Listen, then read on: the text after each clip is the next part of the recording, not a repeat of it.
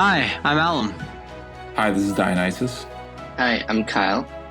And hi, this is Breaker, and you're listening to Magic Hour, a podcast about all things Treasure DAO. Hey guys, how's it going? How's it going? Good, Breaker. How are you? Good. Let's just dive right into the news and notes today. Well, first of all, Small's treasure farming is now live. To confirm, you don't need land to go ahead and treasure farm. So if you have Smalls, head on over to smallverse.lol and get farming. So far, the only treasure we know of is Moonrock, but I'm sure there's going to be more. And then secondly, you can't summon with your Ox Legions or Legions Genesis anymore. For some reason, the summoning is down, according to the lore, and we need something to do with prisms to help get us out. Oh, so we got to do more questing. Questing and crafting. Mm-hmm. And for the record, this new update to Smalls did not come with the free NFT? Not at this moment, so I think our backpacks are still on the way. Got it. Oh, so there's a free NFT coming. Yes, I believe so. Amazing. What if it's like the land and it's like, just like a big pack that you could put other NFTs inside? I would kind of hope so. That means a whole slew of treasures to farm. Yeah. I actually like that they've added a treasure type of derivative in Small Brains, but not treasures. And I can see them starting to be traded between worlds. Like I could see it happening already. Absolutely. Yeah. So that makes me really excited. Kyle, what about you? What's your topic today? Yeah, my topic is that Realm recently minted out, and they hit an all-time high of 0.5 ETH, I believe. If you guys remember, we talked about Realm a few episodes back when the mints was still at like 1K. So this is huge, actually. I've been seeing it on my Twitter timeline. Loads of people suddenly talking about it and talking about how it could potentially intertwine with the Treasure universe. So personally, I'm really excited, and I really hope. Jonah seems to have a lot on his plate because he's like one-man team right now. So I'm hoping that they build their team and they build some cool stuff from here on out. Yeah, me too. And you're right. He is a one-man show at the moment. But like you said, Kyle, we spoke about this 2 episodes ago. So if you were listening, you would have had some alpha. Yeah. Alan, what about you? What's going on? So for the people who haven't been really looking at the price of Magic on a daily basis, we ended up hitting another all-time high. At this point, it just seems like we're just going to keep smashing all-time highs weekly. So that was pretty cool. We hit $6.32 as our all-time high on February 19th, which was, again, just smashed the previous all-time high, which I believe was around $6. So that was obviously pretty big. And we also have Churches, which is a very, very known rock band. And they reached out to John to have a concert within the Smallverse. So we're definitely going to be seeing some small Churches in the Smallverse when the game comes out. So that's also obviously going to be super cool and really fun to tune into as well. Yeah, I personally haven't heard Churches. I don't know if any of you guys have, but just the fact that they reached out to John and to have this type of event is really cool.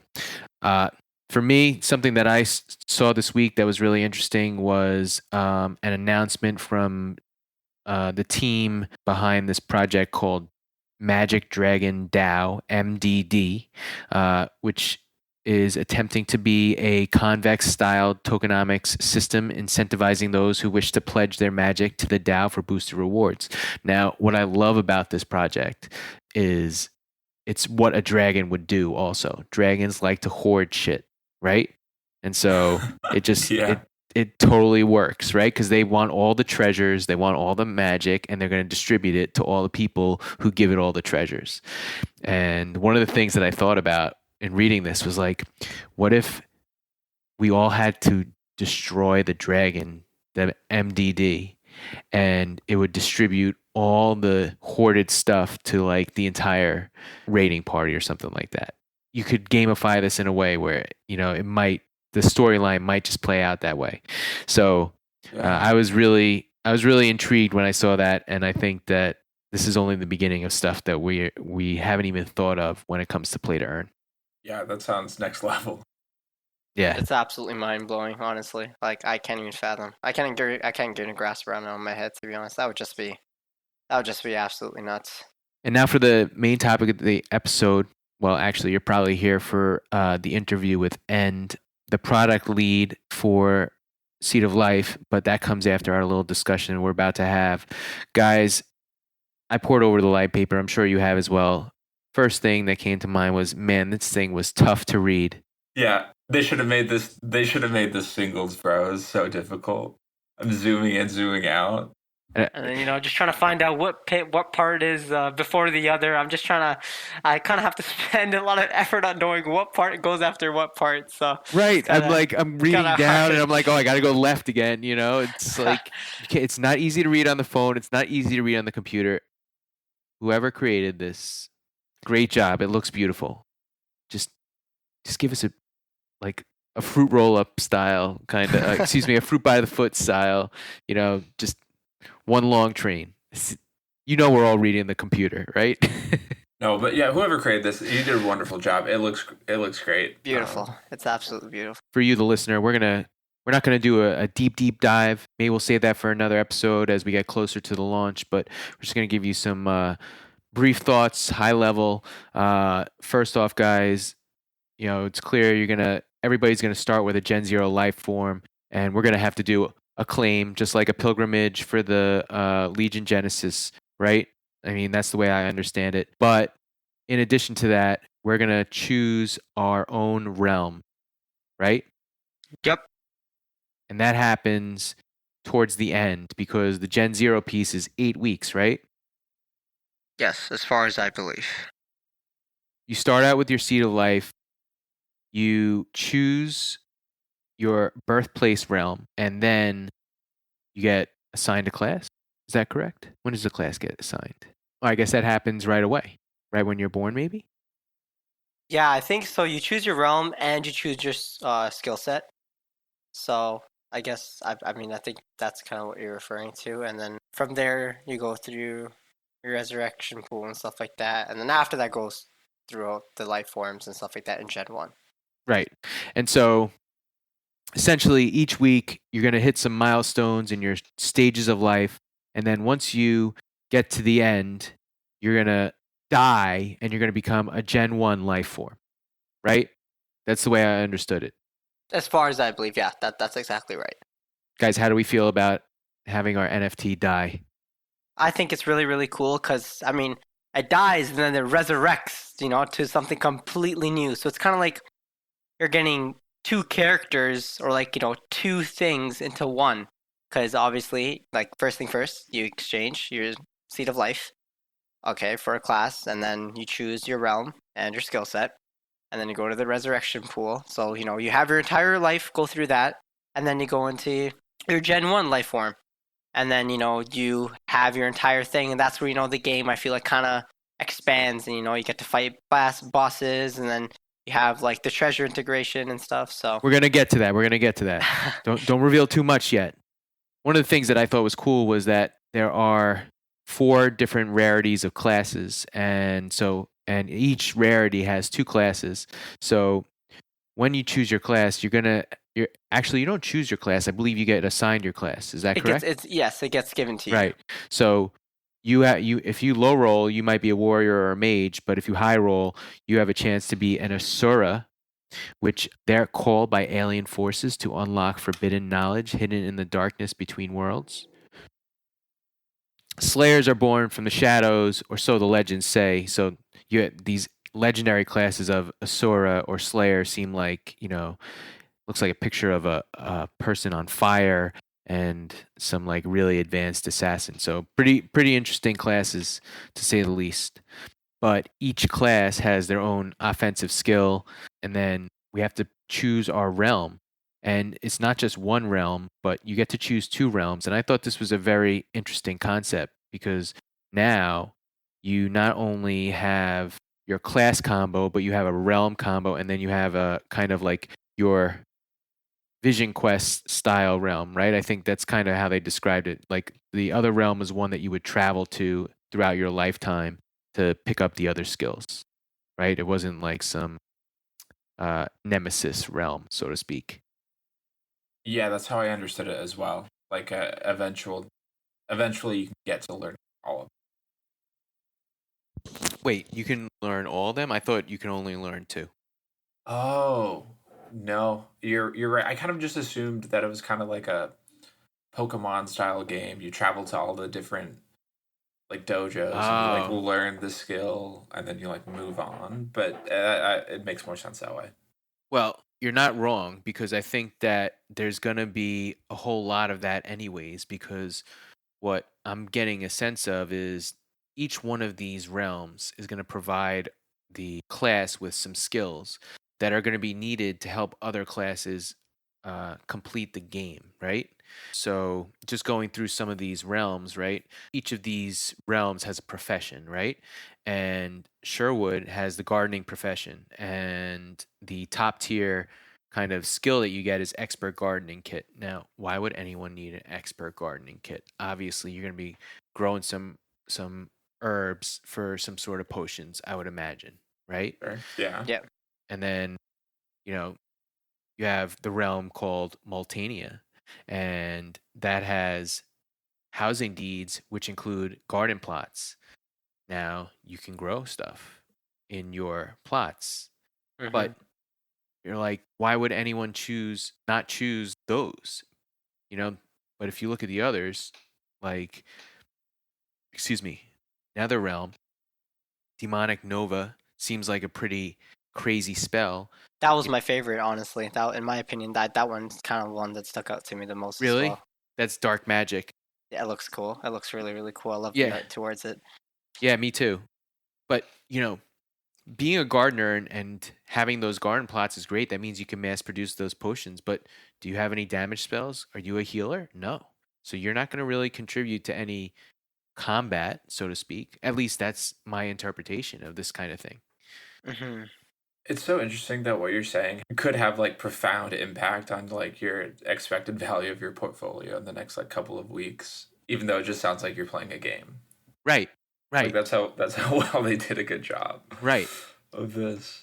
Honestly, what I kind of see this as like kind of in the same type of like roles or like type of pathways you can take, kind of like in Bridgeworld. Like, in Bridgeworld, you can either be like the quester, you could be, the person who have your quest, you could be the guy who sits at the sidelines and, just crafts and stuff like that, or, just sits back and is the main crafter. I kind of see this kind of in that terms of aspect. Like, you have the gardening, obviously the ones who have the expert gardening kits. They're meant to, craft the potions or anything like that, and that's their main specific role. And then you have, I guess you could say, like the light magic for the healing aspect. They have the radiant blessing, the celestial blessing, and I guess you could say those are kind of the healers. I guess you could kind of estimate at that. So Yeah. like each of them have their own unique duties, own unique roles, and they all have their own type of significance meant towards the game. And honestly, I think that's really, really cool. Regardless of which one is worth more and which one is worth less, I feel like they're all are worth their own value within their own aspects of things. Yeah, another thing in the light paper that I really liked was looking at all the potential rewards. Dionysus, you were talking about how plan out your next couple weeks. Seems like every week there's going to be magic available to be distributed to the players, but not all of it will potentially be given out. And I thought that was a really interesting way of kind of rewarding the users, but also making it like it's there for you to take it, but if you can't get it, sorry. Yeah, I know what you mean. Having that ability to kind of choose how much you want to turn the faucet and give out to the players is pretty good, I would say. It's a good mechanic to hold on to. And they also hinted at the usage of treasures, from the Bridgeworld ecosystem to do different things, and some stamina potions, which are going to be able to allow you to do things faster, so to speak. It's interesting, I just want to bring this up. Ether Orcs has a couple of these mechanics in their games. And recently when I was at Denver, I was talking with the guys from the EtherWorks team, and they said they were pretty close with the guys from the Treasure team, and they share ideas. So they might have kind of took some ideas from EtherWorks, and maybe we'll see some ideas in EtherWorks from Treasure. Very interesting. That'd be a cool collab to see. Yeah. Well, I don't think they're really going to collab. I think they're kind of each building their own universes, or their own metaverses, if you will. But they still kind of are working towards the same thing. So I think that, to your point, Dionysus, they could definitely kind of link up at some point. Yeah. I did not read all the lore for the realms, but just reading a couple of them, I mean, it is detailed. I love the immersion that we're getting from this team, and I'm actually most excited about this project. I mean, Bridgeworld is fun, but this seems like it's going to be a lot more engaging. Not to say that Bridgeworld isn't engaging, but I really kind of amped about all the life path stuff and the realms and the skills, and this seems to be a lot of dice rolling in this one, so I'm really excited about it. Yeah, Definitely. Honestly, like, again, great job to End and Jumpman for creating this white paper. I think it definitely deserves more credit than it's been giving. I think it's absolutely cool, and I feel like this just takes it to the next level with just the integration with just treasures and stuff like that. Just how they did all the nitty gritty stuff on the percentages and everything that has to come into play in terms of just the integration of magic and stuff like that. I think what they did was just absolutely genius on everything that they created here. And to you listeners out there, what Alan was talking about, we didn't really deep dive into all these statistical percentages, but there's a whole lot of complex math going on here, rarities upon different rewards, and all your entire life, if you will, is going to be up for chance. And I think that's what makes it exciting, because you don't know what you're going to get. But please if you have some time, read the light paper. It's absolutely well detailed and has some really great information. Guys, do you have any other thoughts? I feel like I've been talking Seed of Life mostly by myself. Do you have any other thoughts about the light paper in general, or how you feel? How do you feel about it now that the light paper has come out? Do you think the hype was worth it? I was honestly blown away. And honestly, for me, I think it did an amazing job. I think that it was very, very complex. And what I said this before, just all the math and all the calculations and just everything that they did for it was just absolutely crazy. And I honestly think it's not receiving enough credit that it should.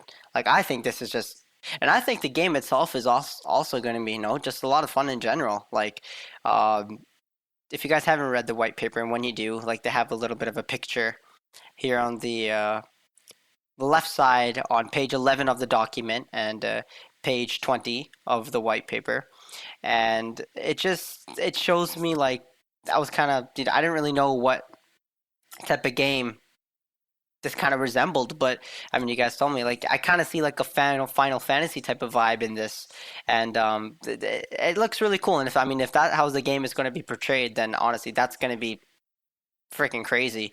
So that's honestly, I feel like this definitely needs to deserve more credit. And honestly, just as maybe because it just hasn't really released anything yet, but I feel like in the future, it's going to start picking a lot more hype than it is right now, definitely. And this is also going to affect the treasures and stuff like that for Bridgeworld and stuff like that, and just the integration. It's definitely going to change up a lot of things. I definitely can say that for sure.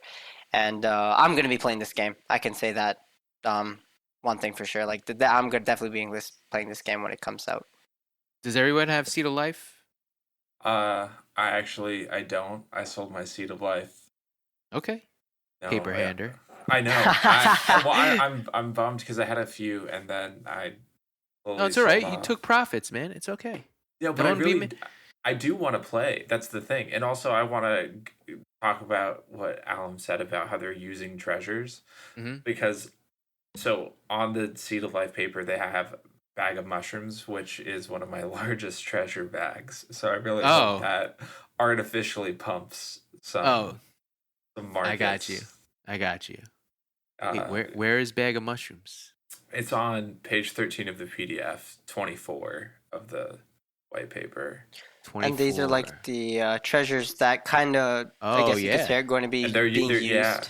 Yeah, know what it's it right is? next to stamina, so Exactly.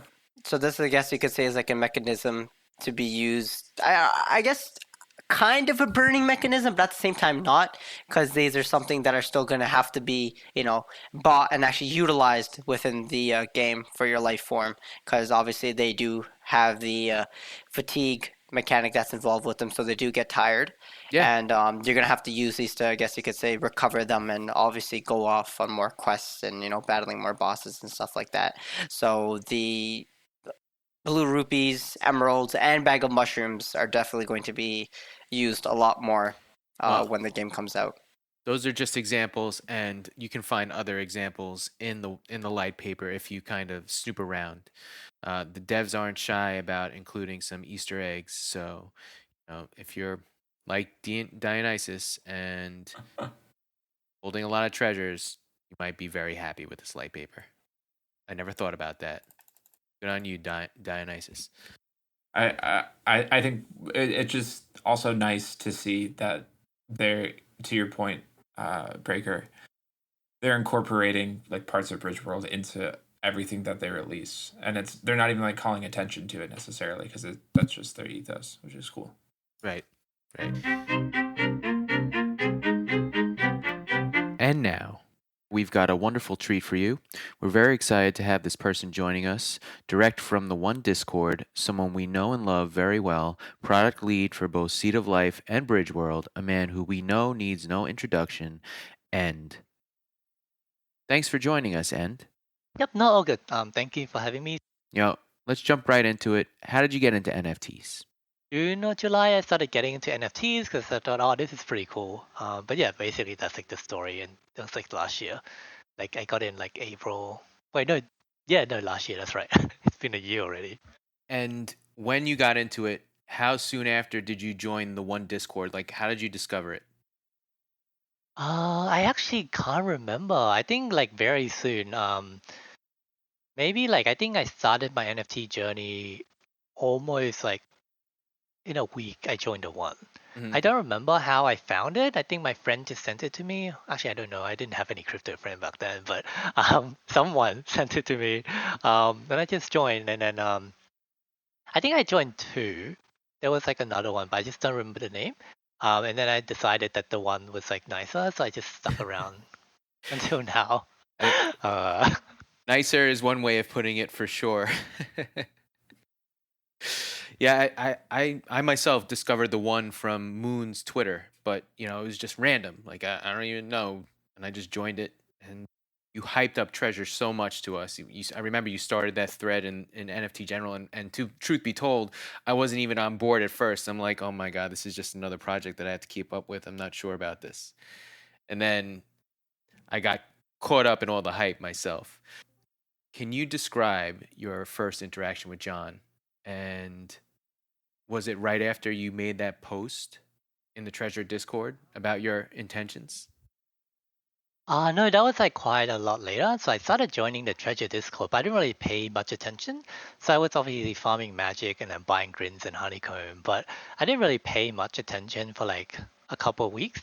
I guess the first time I started paying more attention to like the Treasure Discord was during the announcement of the fractionalization. So I don't know if you guys remember that, but back then they were trying to migrate to Arbitrum, and you had, well, not migrate to Arbitrum, sorry, that's like much later, but you had to like fractionalize your full pieces of treasures, and to order to like farm, and that costs like a lot of gas. So there was like a lot of fun in Discord, and like I guess my first interaction with John was just me like questioning him like random stuff about why would you do this or whatever. And I think he like yelled at me at one point. I wasn't like yelling at point, but it was just like you have no idea what you were talking about, which is true at the time. I was just like making up random stuff. Yeah, and then I just saw how passionate he and the team was. I guess that was like the first time I saw how much they care about the community, as well as how passionate they were about the project. And then that's when I got more involved with the Discord. That's really funny. He was yelling at you. Wasn't really like yelling. He was just more like saying, because I was basically fudding. Yeah.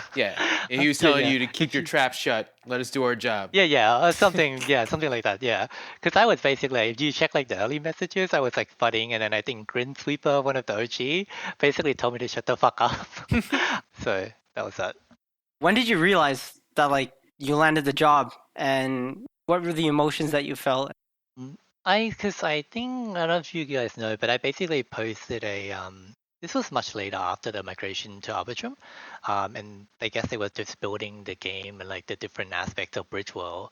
And then John posted a channel for consumable farming, to get like ideas from the community about what like aspect or like what crafting and questing could look like.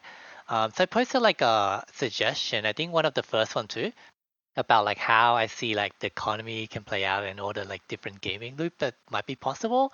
And then I think John liked the post and he said it was like genius or something, and it got like really good reception from the community as well.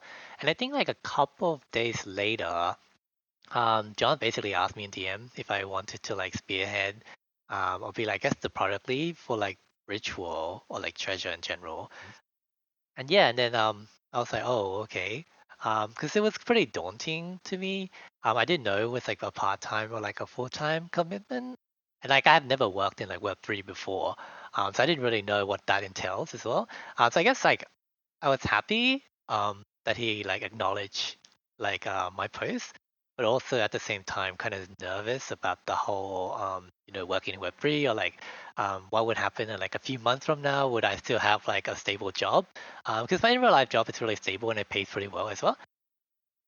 And then he connected me to Garb, and then we talked about it. And at no point I was like pressured to do any of it.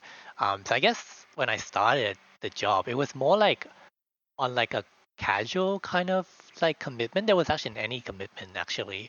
It was just like a casual thing where I just more like community member helping out, but being more like ingrained within like the team, if that makes any sense. No, that definitely does, 100%. Yeah. Just another question I also had was, at any point, like even as of right now, or per se when you even started working with John and just the treasure team and stuff like that. And obviously, I remember you told us before in the one Discord as well that you did psychology, right? You had a psychology PhD, as far as I remember. Yeah, I did. Yes. I did my undergrad in like psychology, so like the typical clinical stuff, but like my PhD is in organizational psychology. Nice. So it's less to do with like people, but more with like the management side of like like employee well-being, etc. Nice. So like my question was like, did you ever feel a point up until now where you kind of felt just overwhelmed with everything that's going on, or something that kind of was just extremely nerve-wracking, or you felt like anywhere in between where this was ever too much? Yeah, definitely. I feel like if someone says like, startup or like crypto is easy, they're like probably lying, because it's like a lot of stuff, and the expectation is also a lot higher because it moves at such a quick pace relative to like Web2 or like traditional organizations, right? So I think there's like a lot of situation where I would feel like overwhelmed, especially like I just don't really like disappointing the community, especially people who put so much time and effort. Time and money into like investing in like treasure, right? So like we had like the marketplace bug where you couldn't sell your legion, so that week was really stressful, both in terms of managing like community expectation and also like helping the devs out. Because I think that time Season Wise wasn't like sleeping for like days, and they tried like really hard to get it fixed. Like we couldn't really rush like a half-fixed solution out, in case it gets like even buggier. So then it was kind of challenging in that sense to actually manage community expectations, saying, "Oh, we're doing our best and we're going to get something out." But then at the same time, I do understand it was like people's money that was being locked up due to like an issue on our end. But yeah, so like there are definitely situations where it can get a bit stressful and overwhelming. But like at the same time, like the team is like super supportive. And so every time if because I get like panic attacks pretty easily, like I get anxious pretty easily.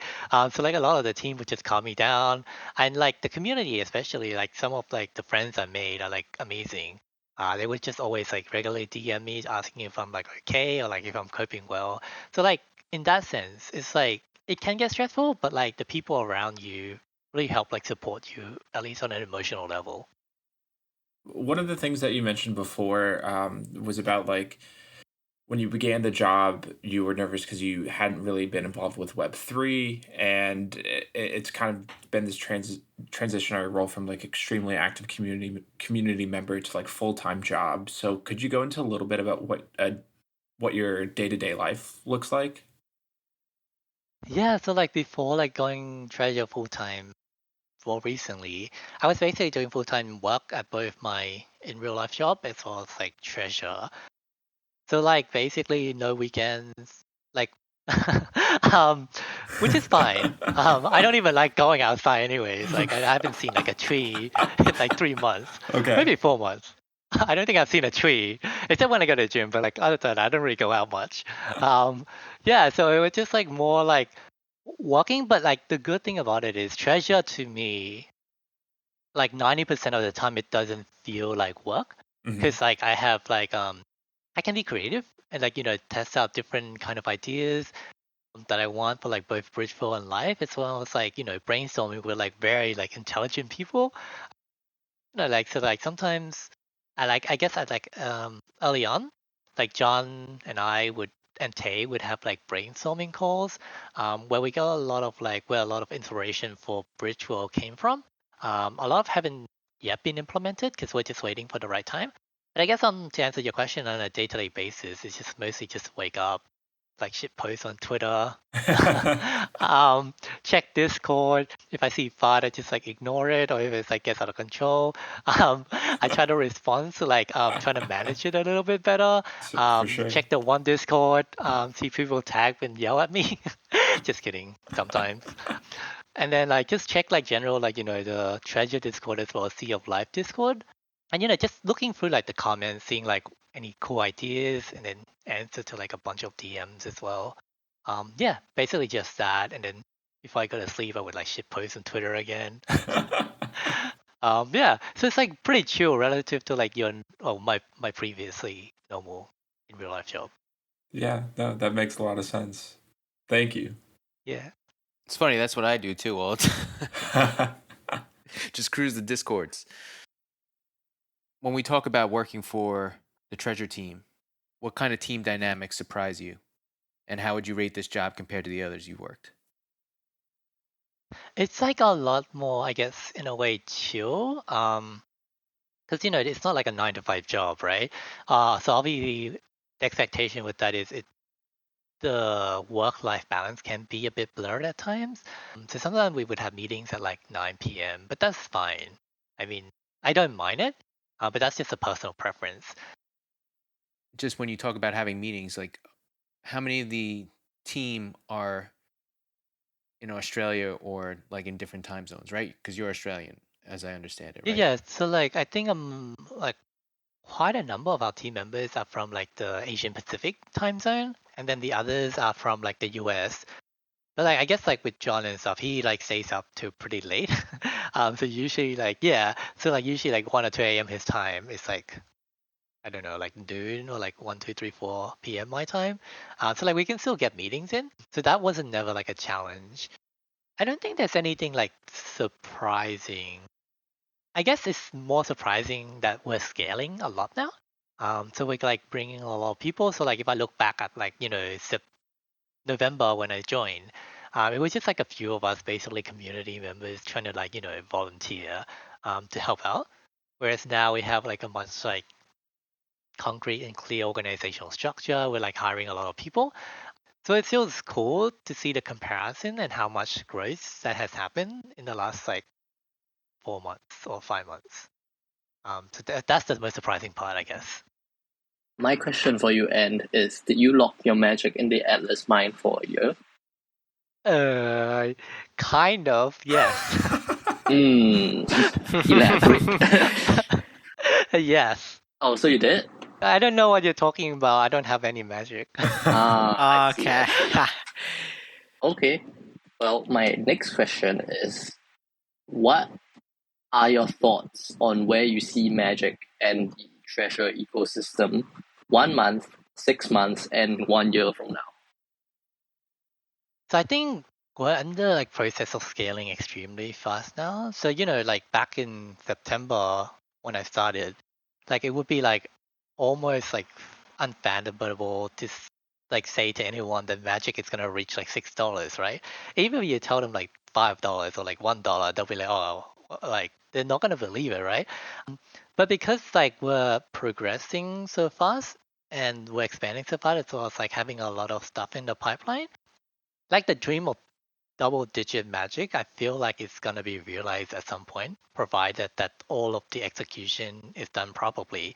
So I guess in 1 month, probably more like Bridgeworld and Live become more refined.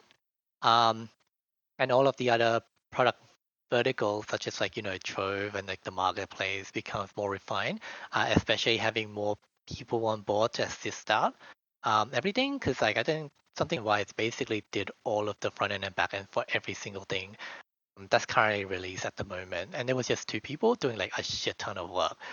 That's pretty crazy. Yeah, exactly, right? So like, people will always ask me like they would expect like Treasure to have like 5, 6 devs on board to be able to produce this much in such a short amount of time. But like up until like more recently, it was basically all Y's and G's. So I say that because now that we have a lot of much more money, and the ability to hire more people, we can obviously scale a lot faster too. So I guess in 1 month, we're gonna have more designated teams for all of the verticals, such as Trove, Bridgeworld will have a separate team from Live, and then another separate team for Smallverse. So in that sense, there's less blockage in terms of like manpower to like execute continuously, as well as like to like the best degree that we can. And I guess 6 months from now, hoping that everything is like fully scaled, like the game development starts to begin, as well as like a lot more partnership and expansion. And then I think 1 year from now, like I don't know necessarily, hoping that maybe John. I know John wanted to have like a gaming on like a different chain, whereas the NFT say on Arbitrum, so maybe like that could be a potential avenue. But like I haven't thought that far into the future yet. I don't think anybody's honest. expecting you to. Now that the Litepaper is out, kind of gives you a chance to exhale a little bit, right? Well, kind of, but now I have to like focus, on Bridgeworld, and trying to ship like live season.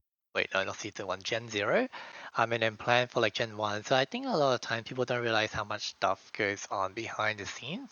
So sometimes, there's obviously issues or like suggestion that we want to implement right away, but there's only so many hands. And there's stuff that needs to be prioritized as well. So say for example, with Live is released a white paper, right?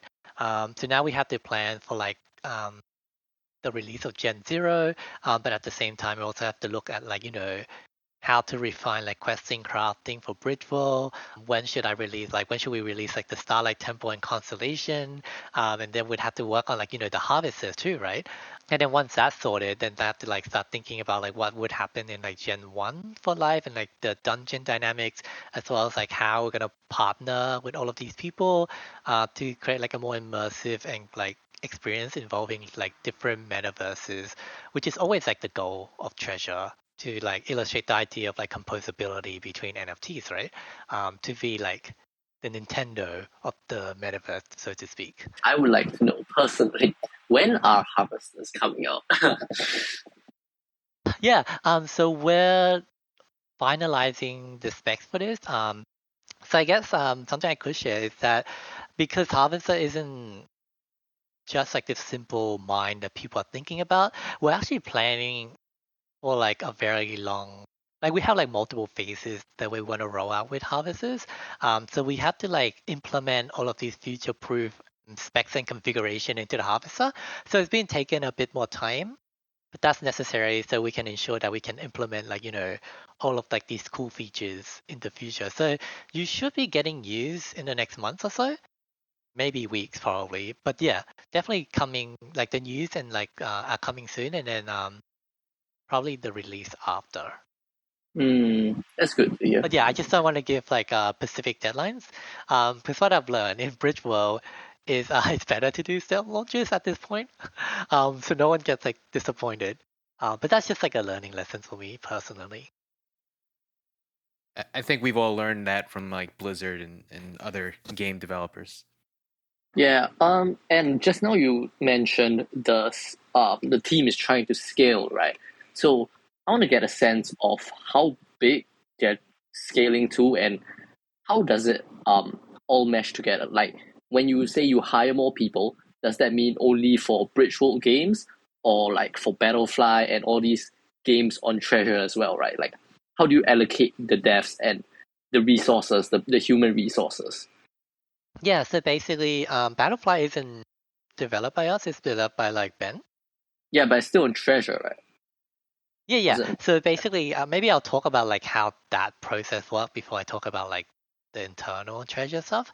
So with stuff like Battlefly, we have like Peter, the economist, and Garb and myself to like talk with the Battlefly team to see like possible integration, as well as like all the components and what's happening. We're not like involved in the sense that we like develop the game. No, that's up to them, and they've done like an amazing job.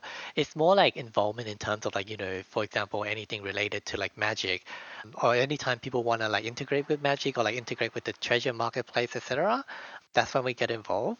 Or like, for example, with Battlefy specifically, it's more like how are we going to integrate like the two ecosystems eventually down the line.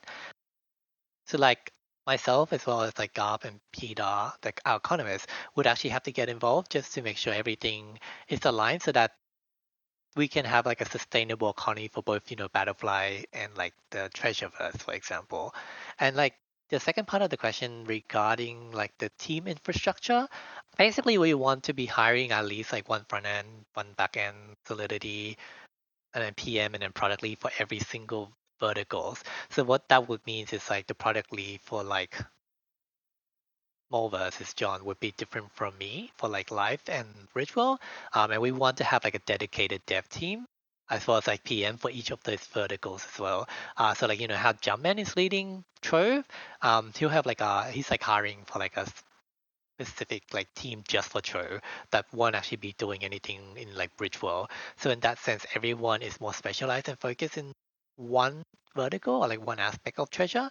And there's no like floating in terms of like doing things between like say Live and Bridgewell, for example, if that makes sense. And I guess the only exception to that would be like me and Peter, who would be working across both like Bridgewell and Live in terms of like both the design as well as the emission modeling or like economic modeling. Yeah, does Mm, that answer your question? yeah. I asked this mainly because Treasure is scaling is important in a project such as Treasure that aims to have so many different arms, right? I have one question for you, and what's your inspiration? Like, I know that you kind of brought the idea to John. You had a major hand in the Bridgeworld white paper, in the Seed of Life light paper. Both of them really well done. Where do you get your, like I said, your inspiration? So like I've been like a gamer, especially like MMORPG games, like my basing my whole life. So I draw a lot of inspiration from that, especially regarding stuff that I like and dislike in a game. So a lot of the inspiration actually come from gaming, but like more importantly, like the team members or like some community members who like contribute ideas. So like Carl and early on like Diagnosis also gave like some really good ideas as well, because like they were very involved in DeFi Kingdom. So that gave us inspiration for how to design Bridgewall, as well as like learn from some of the concerns that was embedded in DeFi Kingdom, for example. And then we also have like Aniyamo, or like you might know her as like Oh Your Cat, and like Doggo, different people, like different community members that I sometimes like talk to a lot to draw ideas from. So like I wouldn't say my inspiration is just mine alone, but I think actually like it's a collective effort between like a lot of different people. And I know like sometimes I get like most of the credit for these things, but like there's a lot of people like working behind the scenes, like like the lore writers, like the devs and stuff, like and all of like these ideas or brainstorming calls that we have behind the scenes as well. So yeah, definitely not all of my idea. But I'm just, I guess, the one that helped like realize it into something like more practical. Realize everyone's idea into something more practical, if that makes sense. That definitely makes sense, and I'm just finding out for the first time that Kyle and Dionysus were as involved in the genesis of this all. That's amazing, guys. Were you holding back on me for the first 5 episodes that we've done so far? Yeah, for the first episode, I remember me and Dion talking, and we were like, yeah, we were holding back. And I don't have any more questions for you, but is there anything that you want to share with us, share with the Magic Hour audience? Can I get S? Are you gonna pay me 100 S after this, like you promised? I enjoyed having you here with us, hearing your story. It's pretty inspiring, and it sounds like everybody in the Treasure DAO is really focused on a huge undertaking that seems to have a lot of legs behind it. Yeah, so I think like I guess first of all, I'm like really appreciate that you guys like do this, and it's like I actually listened to some, not all, but it was actually really cool to see like the discussion that goes on. So yeah, like obviously always thankful for like different community initiative, especially people who are like interested in magic. But it's always interesting to me to like also branch out and see what other people have to say about either GameFi system or like just crypto and NFT in general. So yeah, definitely really appreciate that you guys have me on. Yeah, and it's definitely really cool that like that you guys do this podcast. Well, thanks for saying that. Well, we Yeah. appreciate it. We appreciate what you're doing, and we're doing this out of passion for your project. So, I mean, I guess the feeling's mutual. I guess everybody wants to ask this question. Kyle's really looking for an internship. Do you have an internship for him? No. The real question is do you have any alpha for us? That's what everybody's waiting for. A special Magic Hour exclusive for Yeah. just the listeners. That really one that gets the bite of the pill. Let me think. I guess with the internship, it depends. I think are you interested like internship within the treasure ecosystem or just like treasure more specifically? I can ask around. Actually, I've been asking you in the N Discord. Actually, I mean, sorry, the one Discord. I've been asking for the internship, so I'm waiting for my actual official job letter. You haven't gotten Well, that I'm yet. sorry, it's only like one person. You have to fight with Carl for that. Don't worry, me and Kyle will have our debates. Yeah. But in terms of like alpha, let's just say this. Harvester will involve PvP at some point in the second season. Wow. Did I just hear you say PvP? Nice. Yeah, I did. Yeah, so that I can't really say more than that because like, that's way too much. But that's all I'll say. I like it. I mean that gets my mind turning, and Yeah. I have some thoughts on that. Wait, I no, don't really will wanna... may involve PvP. Yeah, no. Okay. No, we understand. Nothing's written in stone. Thank you for Definitely. sharing that with us. We'll 100%. temper our Yeah, except the excitement. rug recording link that you sent me. What? That just like recorded. Except for the rug recording link that you just sent me, that's still going. Yeah, nothing at all. Well, and again, we appreciate you joining us. We understand you're a busy guy, and thank you for taking the time. I think this was very rewarding. Yep, no, all good. Thank you for having me. And now for everyone's favorite segment of the podcast, Kyle. Because I got a few comments on my Twitter saying how they enjoyed this segment, so I'll try to keep track of weekly floor updates for certain treasure NFTs. Sadly, I don't have the prices from 7 days ago, so we'll start from today.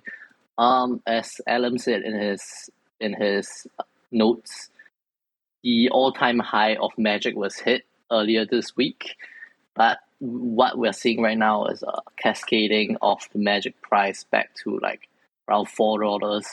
I think this is due to macroeconomic factors such as, well, the biggest one is probably the Russia versus, the tensions in Russia that's heating up. Across the board, treasures prices, from memory, I don't think any of them have risen or fallen that much.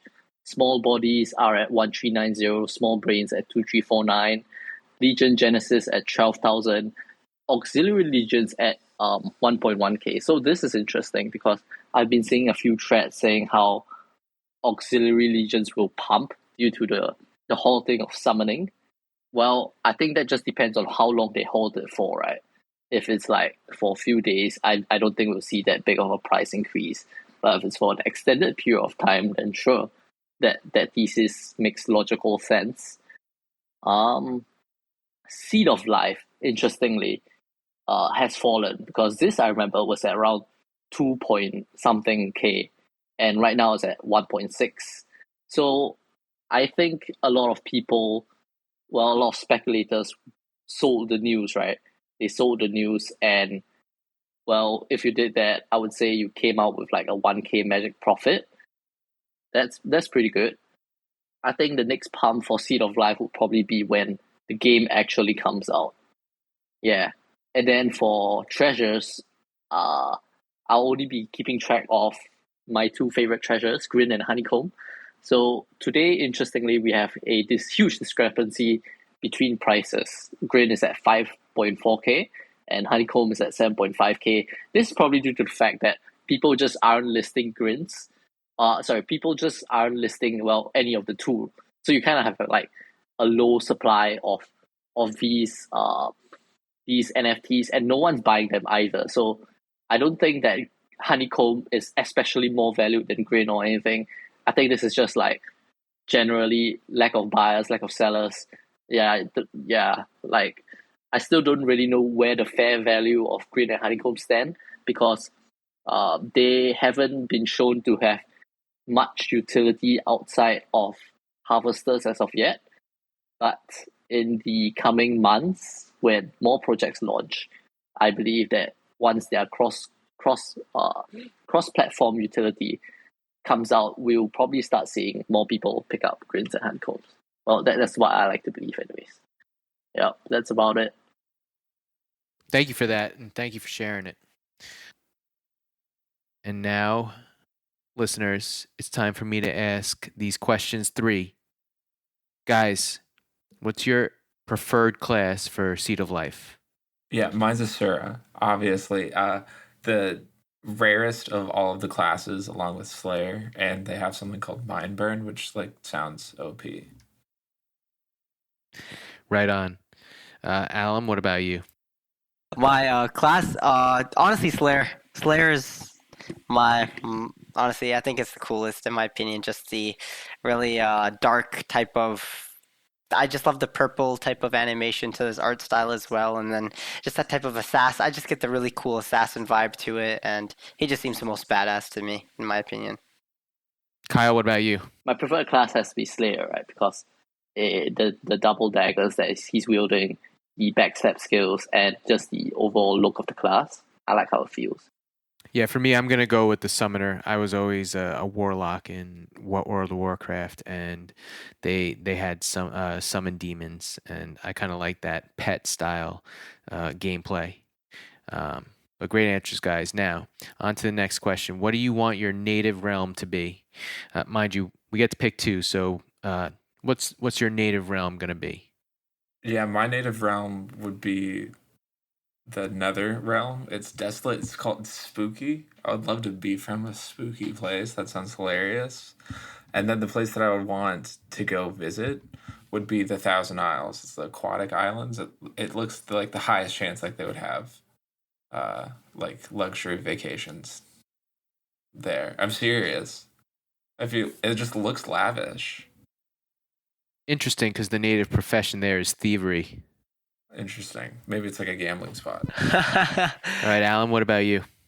Man, Dionysus literally just stole both of my answers and just ripped it completely away from me. But no, yeah, I'd have to say NetherRealm is also my favorite, obviously, because I mean Slayer is my favorite class.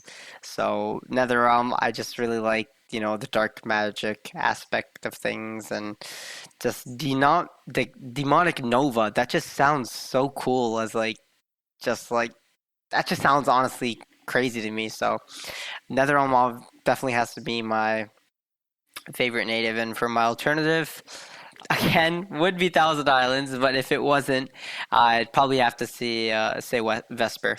It just seems just like the classic in my opinion, and just that warrior type of vibes from it, and honestly, it just seems like the classic one to go with. So either or of those would be perfect.